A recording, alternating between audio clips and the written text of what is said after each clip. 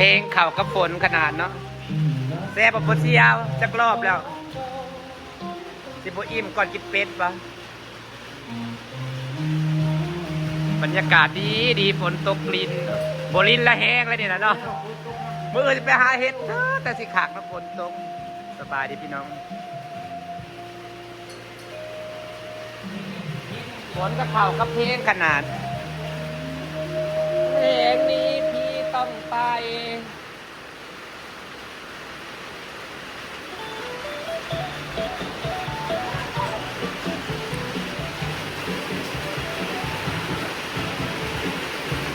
ฝนตกดีขนาดเลยบรรยากาศฝนตกพี่น้องจ้ามึงเลย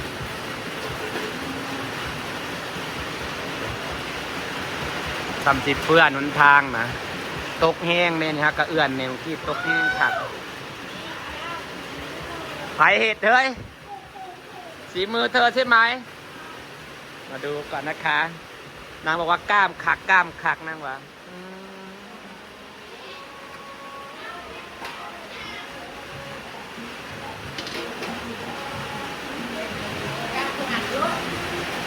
ถ่ายรูปสวยๆก่อนนะ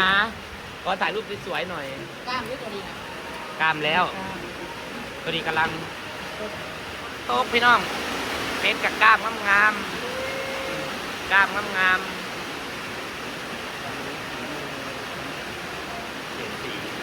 แสบจ้ะฟ้าฝนน่ะนะ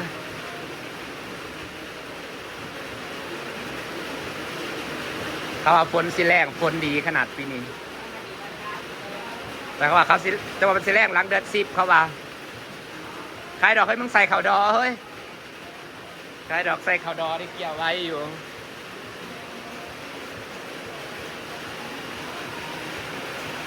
วันนี้เลือดแปลงเกสีน่ากินมากเลย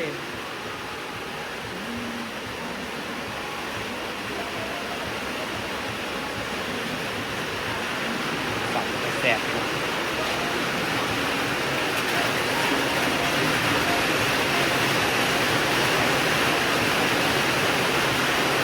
ฝนนั่นนะฝนยังก็มากระดอกกระดิยาแท้ฝนตกขากไอ้พี่น้อง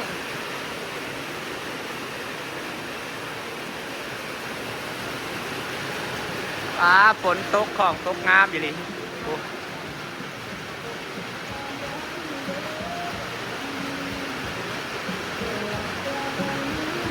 มองหยาบจะได้ตีคนหยาบ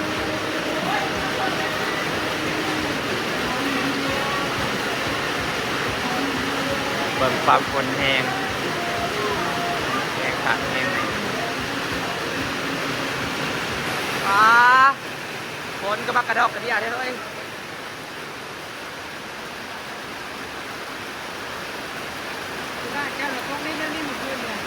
แม่นเบิ้ลคืนน้ำจนว่าล้นคลองไก่มันแห้งแล้วมันก็ค่อยแล้วก็แห้งแล้วก็ค่อยแล้วก็แห้งอยู่เบิ้ลคืนเลยจุดแจ้งแห้งแล้วก็ค่อยก่อนจะพักแล้วก็แห้งแล้วก็แห้งมาแล้วก็ค่อยอะไรเงี้ย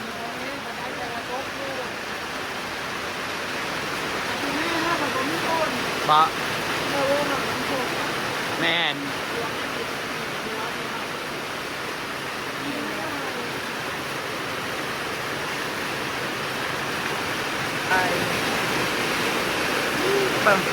จะเบิ่งปล่อยฝนพี่น้องตกขักอีหลี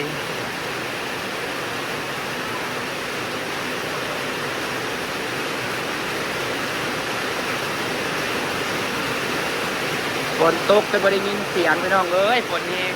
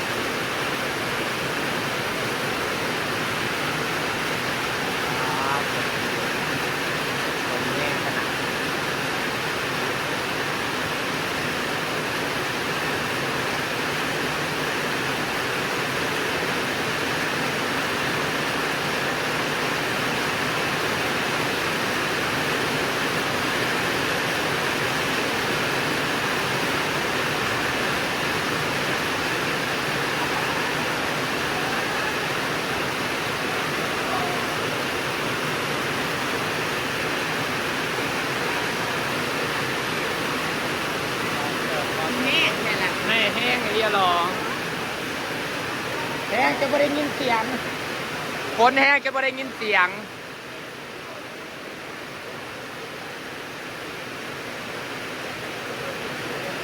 รอข้าว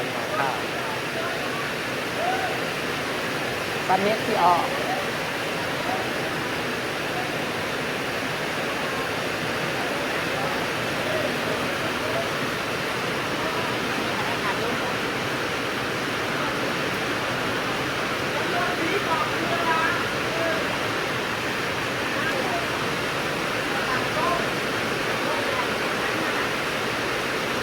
ต้มมันได้ซุปบะ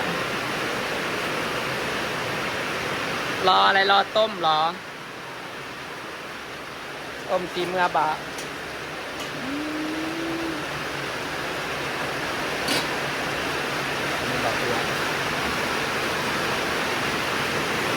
น้ำสีท่วมป่าน้ำสีท่วมบอกป้าปนนะปล่อยแม่ปน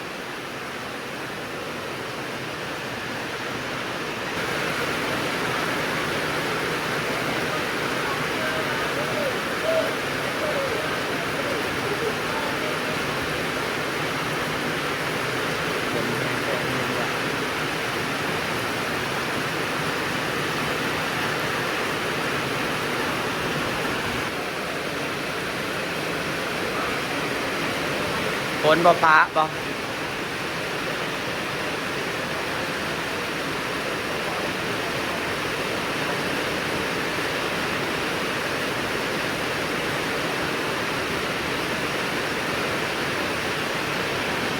นั่งถ่ากินข้าวตะเต็ม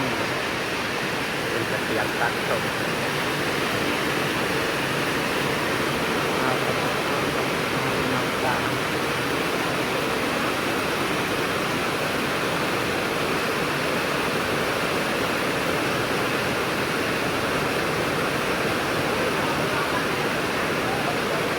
จะฝน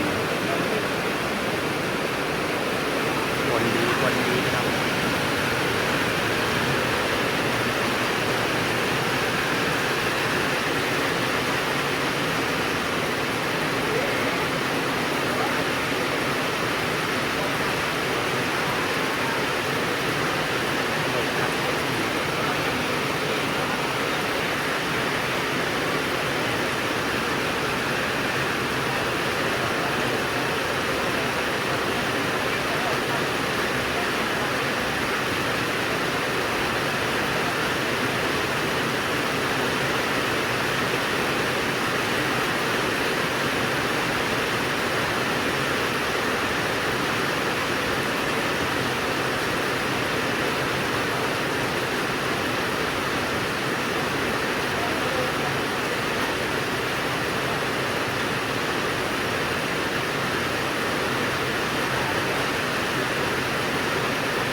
พี่น้องที่ฝากบรรยากาศไว้สนุกได้กับพี่น้องจ้า